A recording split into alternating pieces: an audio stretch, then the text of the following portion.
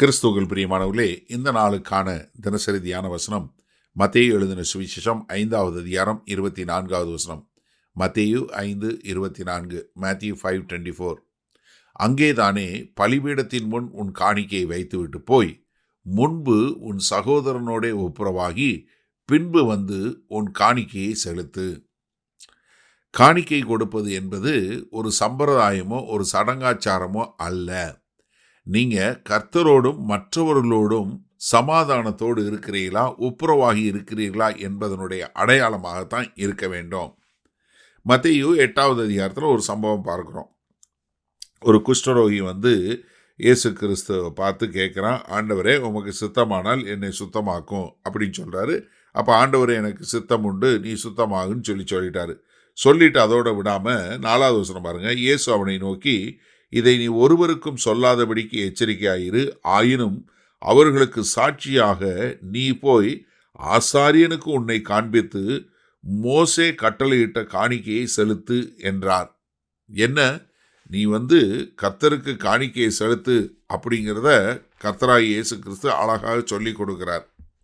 அப்படி காணிக்கை செலுத்த வரும்போது என்ன வந்தாலும் சரி, நீ என்ன பண்ணணும், அங்கேயே காணிக்கை விட்டு நீ யாரு கூடையாவது ஒப்புரவாகலைன்னா நீங்கள் என்ன பண்ணணும், உடனே போய் அந்த அவங்களோட ஒப்புரவாகிட்டு வந்து நீங்கள் காணிக்கையை செலுத்தணும். இப்போ சில நேரங்களில் வந்து யோபுவுக்கு நண்பர்கள் கிடைச்ச மாதிரி இருக்கலாம். நீங்கள் வந்து நீதியான வாழ்க்கை வாழும்போதும் உங்களை சுற்றி இருக்கிற மக்கள் வந்து உங்களை குற்றம் சாடுறவங்களாக இருக்கலாம். ஆனால் யோபு 42வது அதிகாரம் 8வது வசனத்தில் கர்த்தர் சொல்கிறத பாருங்கள். அவர் என்ன சொல்கிறாரு, யோபுடைய நண்பர்களை பார்த்து சொல்கிறாரு. அதனால் தோமானியா, எலிப்பாசு, பில்தாத்தை பார்த்து சொல்கிறாரு, நீங்கள் 7 காளைகளையும் 7 ஆட்டுக்கடாக்களையும் தெரிந்து கொண்டு என் தாசனாகிய யோபுவினிடத்தில் போய் உங்களுக்காக சர்வாங்க தகன பலிகளை இடுங்கள். என் தாசனாகிய யோபுவும் உங்களுக்காக வேண்டுதல் செய்வான். நான் அவன் முகத்தை பார்த்து உங்களை உங்கள் புத்தீனத்துக்கு தக்கதாக நடத்தாதிருப்பேன். என் தாசனாகிய யோபு பேசினது போல நீங்கள் என்னை குறித்து நிதானமாய் பேசவில்லை என்றார். இப்போ என்ன செய்கிறாரு, இந்த 3 பேரையும் கூப்பிட்டு நீங்கள் போய் என்ன பண்ணுங்க, உங்கள் பலிகளை எடுத்து கொண்டு போய் என்ன பண்ணுங்க, யோபுகிட்ட கொடுங்க.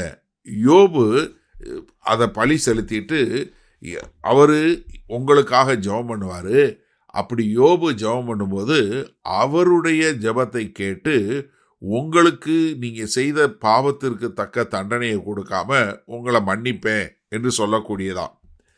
அப்போ என்ன, கர்த்தருடைய மன விருப்பம் என்ன, நம்ம வந்து எல்லாரோடும் இணக்கமாகவும் எல்லாரோடும் சாந்தமாகவும் அமைதலாகவும் வாழ வேண்டும் என்பதாக. தீமோத்தேயுக்கு 1 தீமோத்தேயு 2:8 சொல்லும்போது சொல்கிறாரு, அன்றியும் புருஷர்கள் கோபமும் தர்க்கம் இல்லாமல் பரிசுத்தமான கைகளை உயர்த்தி எல்லா இடங்களிலேயும் ஜெபம் பண்ண வேண்டும் என்று விரும்புகிறேன். என்ன, உங்களுடைய பரிசுத்தமான கைகளை உயர்த்தி ஜெபம் பண்ண வேண்டும் என்று. அப்போ எனக்கு அருமையானவர்களே, இதை மிக தெளிவாக நம்ம புரிந்து கொள்வோமா? சரி, இதனால் இந்த வசனத்தை நம்ம எப்படி எடுத்துக்கொள்வது? அப்போ நம்ம இன்னைக்கு சபையில் காணிக்க போடுறவங்க நம்ம எல்லாரும் கூட சரியாயிட்டோமா? சிந்திச்சு பாருங்க ஒரு நிமிஷம். அப்போ என்ன செய்யணும்? மன்னிச்சிருங்க. யாராக இருந்தாலும் மன்னிச்சிருங்க.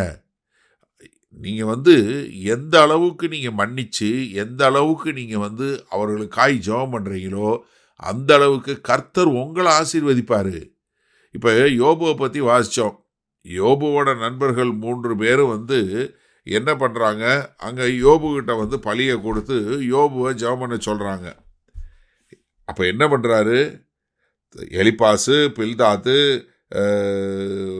3 பேர், எலிப்பாசு, பில்தாத்து வந்து 3 பேரும் சோப்பாரும் போய் 3 பேரும் போய் அங்கே போயிடுறாங்க. அப்போ கர்த்தர் என்ன பண்ணுறாரு, யோபுவோட முகத்தை பார்க்கிறாரு. யோபு தன் சிநேகிதருக்காக வேண்டுதல் செய்தபோது கர்த்தர் யோபுவனுடைய சிறையிருப்பை மாற்றினார். யோபுவை 2 மடங்கு ஆசீர்வதிச்சார். அப்போ எனக்கு அருமையானவர்களே, நம்ம வந்து ஒரு மனிதர்களை மன்னித்து நம்ம அவர்களுக்காய் வேண்டுதல் செய்யும்போது ஆசீர்வாதம் பெறுறது அவங்களும் படுறாங்கன்னாங்க, அவங்களுக்கும் ஆசீர்வாதம் உண்டாகுது. ஆனால் அதை காட்டிலும் உங்களுக்கு இரட்டிப்பான ஆசீர்வாதம் உண்டாகிறது. அப்போ எனக்கு அருமையான சகோதரனை சகோதரியே, நமக்கு எதிராய் குற்றம் உள்ளவர்கள், நமக்கு எதிராக குற்றம் பண்ணவங்களா இருக்கட்டும், இல்லை அவங்க வேண்டுமென்றே செய்தவங்களா இருக்கட்டும், நம்ம மன்னிப்போம், நம்ம மஸ்டத்தை எடுத்துக்கொள்வோம், நம்ம அவமானத்தை எடுத்துக்கொள்வோம், நம்ம நிந்தையை எடுத்துக்கொள்வோம். ஆனால் கர்த்தர் அதற்கு எல்லாம் நமக்கு நல்ல பதிலை கொடுத்து நம்மை ஆசீர்வதித்து நம்மை வழி நடத்துவார். இந்த உலகத்தில் நீங்கள் எந்த இதுலையும் குறைந்து போகாதபடி கர்த்தர் உங்களை வழி நடத்துவார். மன்னித்த யாவருமே எந்த ஒரு காரியத்திலையும் மற்றவர்களை மன்னித்த ஒருத்தருமே வீணாகி போனதே இல்லை. அதனால் தயவு செய்து நாம் எல்லோரோடும் ஒப்புரவாகுவோமா? மகா கிருபையும் இரக்கமும் நிறைந்த எங்கள் அன்பின் தகப்பனே, இதோ இவர்கள் மற்றவர்களை மன்னித்து அதை மறந்து ஆண்டவரே உம்மோடும் மற்றவர்களோடும் உறவாகி வாழும்போது இவர்களுக்கு ஆசீர்வாதம் இரட்டத்தனையாய் உண்டாகும் என்பதை புரிந்து வாழ கிருபை பாராட்ட வேண்டுமாய் இயேசு கிறிஸ்துவின் மூலம் ஜெபிக்கிறோம் நல்ல ஆண்டவரே, ஆமேன். கர்த்தர் உங்களை ஆசீர்வதிப்பாராக. நாம் இன்று மாலை மன்னால சந்திப்போம்.